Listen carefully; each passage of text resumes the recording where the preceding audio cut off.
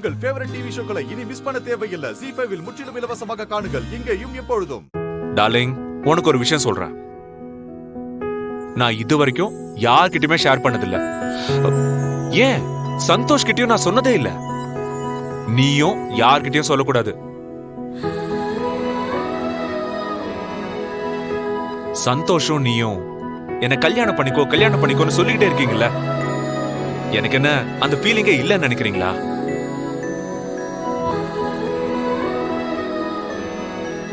நான் வீட்டுக்கு போகும்போது எனக்காக ஒரு உயிர் வீட்டுல காத்துக்கிட்டு இருக்கணும்னு எனக்கும் தோணும். அது நான் லவ் பண்ற பொண்ணா இருக்கணும், எனக்காகவே வாழ்ற ஒரு பொண்ணா இருக்கணும். இந்த ஆசையெல்லாம் எனக்கும் இருக்குடா. இல்லைங்க,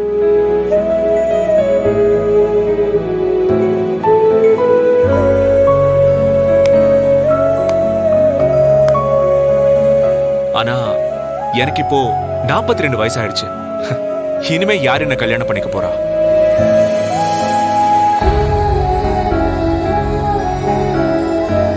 கல்யாணம் பண்ணிக்கிட்டாலும் என்னோட ப்ராப்ளம்ஸ் எல்லாத்தையும் புரிஞ்சுக்கிட்டு என்ன காதலிக்கிற ஒரு பொண்ணு கிடைக்கணும்ல.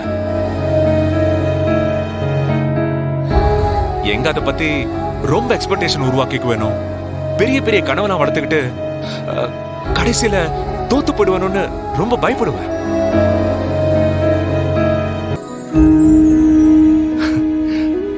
இதெல்லாம் நமக்கு நடக்கவே நடக்காதுன்னு என்ன நானே சமாதானப்படுத்திக்குவேன். சந்தோஷ் கல்யாண பேச்ச ஆரம்பிக்கும் போதே வேணும்னே நான் நெகட்டிவா பேசி அந்த பேச்சை நான் அங்கேயே கட் பண்ணிடுவேன். இவ்வளோ பிரச்சனையை வச்சுக்கிட்டு நானே நிம்மதியா இருக்கேன். உனக்கு என்ன ப்ராப்ளம்? எவ்வளவு ஒரு நல்ல பார்ட்னர் கிடைச்சிருக்கா உனக்கு. எவ்வளவு ஒரு நல்ல லவ் கிடைச்சிருக்கு. உனக்காக என்ன வேணா பண்ணுவான் அவன். லுக், அவன் உன்கிட்ட சாரி கேட்கிறான்னா அது அவனோட வீக்னஸ் கிடையாது. உனக்கும் அவனுக்கும் இடையில இருக்கிற லவ்வுக்கு அவன் தர மரியாதை.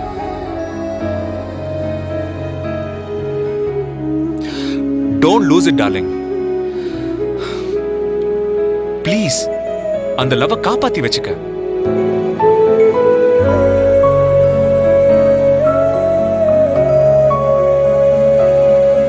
அவன்கிட்ட பேசி பிரச்சனையை சால்வ் பண்ண. நான் சொன்னா நீ கேப்பன்னு சந்தோஷ் சொன்னான். என் பேச்சுக்கு நீ மரியாதை தர்றது உண்மைன்னா உன்னோட கோவம் பிடிவாதத்தெல்லாம் விட்டுட்டு வா.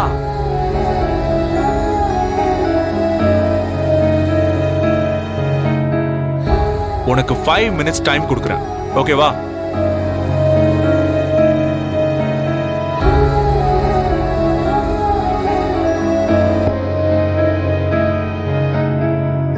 அபர்ணா, நான் உன்கிட்ட தான் பேசிட்டு இருக்கேன்.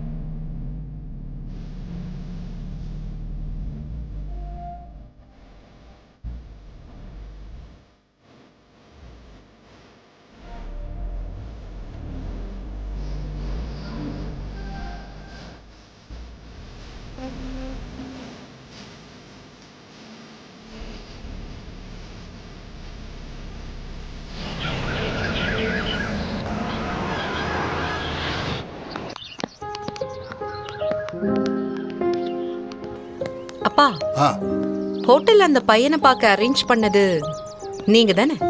இல்லன்னு மட்டும் சொல்லிடாதீங்க, எனக்கு எல்லாம் தெரியும். தெரிஞ்சு போச்சா? நல்லதா போச்சு. என்னாச்சு? ரிசல்ட் மட்டும் எனக்கு சொல்லு. பையன் என்னமா சொன்னான்?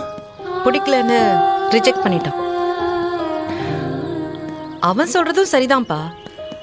கல்யாணம் பண்ணிக்க போற பொண்ணு அழகா யங்கா இருக்கணும்னு எதிர்பார்க்கறான். இந்த 2 குவாலிஃபிகேஷனும் என்கிட்ட இல்லையே. அப்புறம் நான் எப்படி அவனுக்கு பெர்ஃபெக்ட் மேட்ச் ஆக முடியும்? நீங்க எதுக்குப்பா இதெல்லாம் அரேஞ்ச் பண்றீங்க? உங்க காசை தான் நீங்க வேஸ்ட் பண்றீங்க.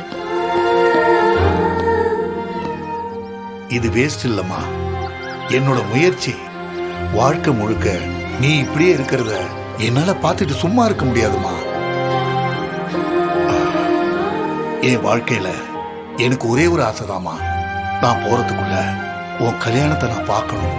அப்பா, ஏன்பா இப்படி எல்லாம் பேசுறீங்க? நான் என்ன கல்யாணம் பண்ணிக்க மாட்டேன்னு சொன்னேனா? நீங்க எந்த பையனை கல்யாணம் பண்ணிக்கோன்னு சொல்றீங்களோ அந்த பையனை நான் சந்தோஷமா கல்யாணம் பண்ணிப்பேன்பா. அதெல்லாம் சரி, உனக்குன்னு சில ஆசைகள் இருக்குல்லம்மா. இருக்குப்பா.